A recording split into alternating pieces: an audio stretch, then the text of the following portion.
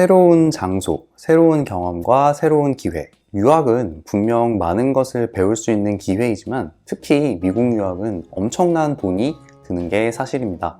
엄청난 유학 비용, 부담을 줄일 수 있는 장학금 기회나 다른 팁은 없을까요? 저의 경험으로 알려드립니다.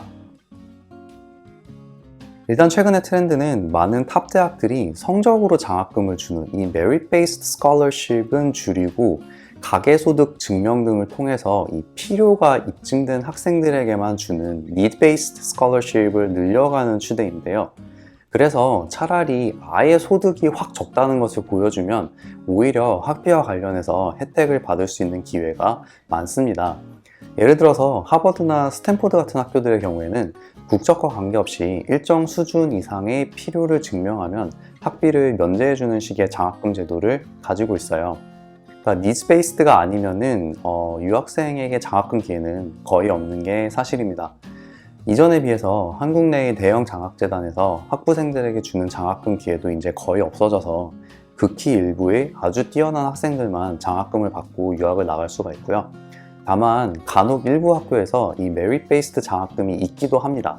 예를 들어서 버클리의 경우에는 리젠트 스컬러라고 입학할 때 국적과 관계없이 심사를 해서 학비를 전액 면제해주는 장학금 시스템이 있습니다. 근데 제가 학교를 다닐 때에는 저는 이런 장학금 혜택을 받지를 못해서요. 다른 방법으로 유학 비용을 줄이려고 최대한 모색을 하다가 생각보다 많은 학비를 절약할 수가 있었는데요. 저의 꿀팁 지금부터 알려드립니다. 일단 1년을 더 다닐수록 부담해야 하는 학비가 엄청나다 보니까 저는 최대한 조기 졸업을 하는 방식을 선택했어요.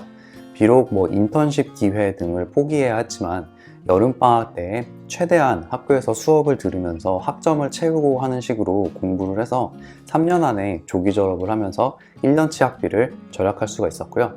제가 주변에서 본 다른 방법은 이제 2년제 커뮤니티 칼리지에서 편입하는 방법인데요.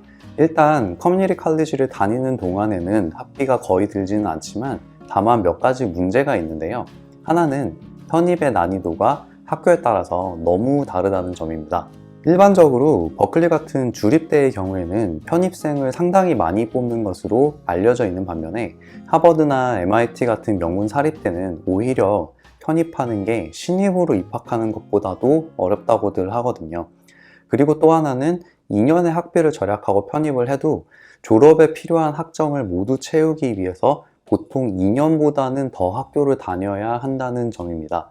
버클리의 경우에도 많은 편입생들이 2년만 더 다니고 딱 졸업을 하는 게 아니라 2년 반이나 혹은 3년까지도 학교를 더 다니고 졸업하는 것을 감안하면 비용 절감 효과가 그렇게 크지 않을 수도 있습니다.